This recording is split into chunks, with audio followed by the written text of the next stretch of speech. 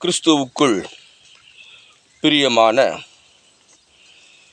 சகோதர சகோதரிகள் யாவரையும் என் அருமை ஆண்டவரும் உலக இரட்சகருமாகிய எம்பெருமான் இயேசு கிறிஸ்துவின் ஈடு இணையில்லா நாமத்தினாலே நான் உங்களை அன்பாக வாழ்த்துகிறேன்.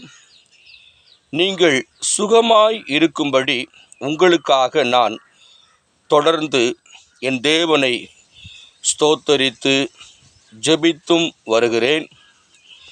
நீங்கள் சுகமாய் இருப்பீர்களாக.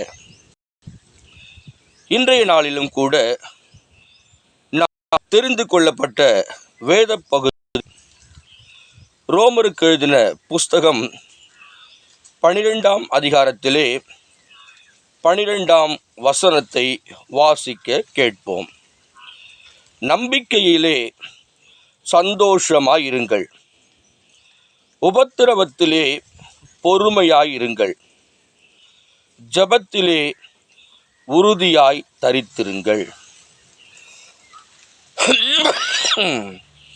இதை கேட்கிறதான அன்பு உள்ளங்களே, இந்த காரியங்களிலே நமக்கு கர்த்தர் எதை கற்பிக்கிறார் என்று சொன்னால், முதலாவதாக நாம் நம்பிக்கையிலே ஜாக்கிரதையாய் இருக்க வேண்டும். நம்பிக்கையிலே நாம் சந்தோஷமாய் இருக்க வேண்டும். இரண்டாவது காரியம் பாருங்கள், உபத்திரவத்திலே பொறுமையாய் இருங்கள். முதலாவது நம்பிக்கையில் நாம் சந்தோஷமாய் காணப்பட வேண்டும்.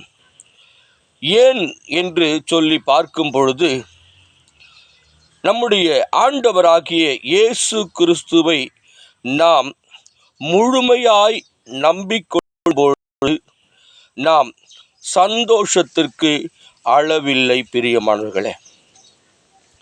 மாறாக நமக்கு அப்படியும் உபத்திரவம் வருகிறது என்று சொல்லி பார்க்கும் பொழுது, அதிலே நம்முடைய பொறுமையை கர்த்தர் எதிர்பார்க்கிறார். உபத்திரவத்திலே நீங்கள்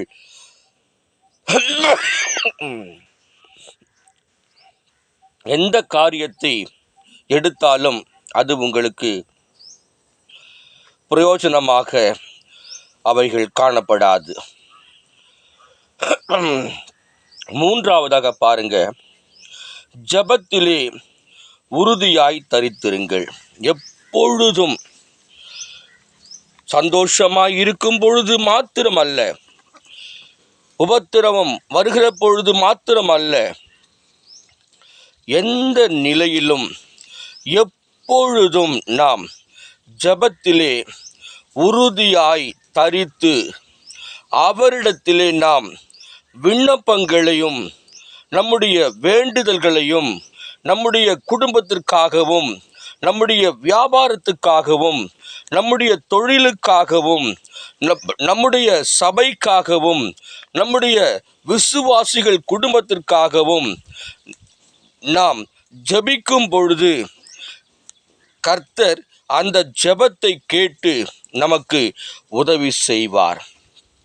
ஆகையினால தான் பவுல் அப்போஸ்தலர் இங்கே அழகாய் குறிப்பிடுகிறார், ஜெபத்திலே உறுதியாய் தரித்திருங்கள்.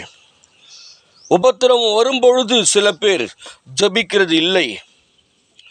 சந்தோஷம் அதிகமாய் காணப்படும் பொழுது அவர்கள் ஜெபிக்கிறது இல்லை.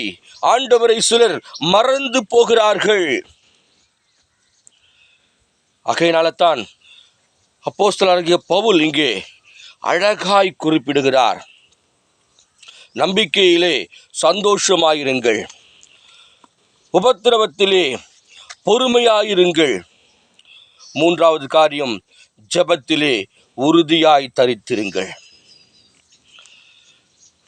நாம் உறுதியாய் தரித்திருக்கும் பொழுது நம்மை உண்டாக்கின கர்த்தர் அவைகளை பார்த்து கொண்டிருக்கிறார். நம்மை அவர் கண்ணோக்கமாய் பார்த்து கொண்டிருக்கிறார். ஒவ்வொரு நாளும் நம்மை இடைவிடாமல் பார்த்து கொண்டிருக்கிறார். ஓ, என்னுடைய மகனுக்கு இவ்வளவு தேவைப்படுகிறது. ஓ, என்னுடைய மகனுக்கு சரீரத்திலே சுகம் தேவைப்படுகிறது. சபையிலே விசுவாசிகளுக்கு சுகம் தேவைப்படுகிறது. வியாபாரம் விருத்தியாக அடைய வேண்டும். தொழில் இன்னும் அதிகமாய் பெருக வேண்டும்.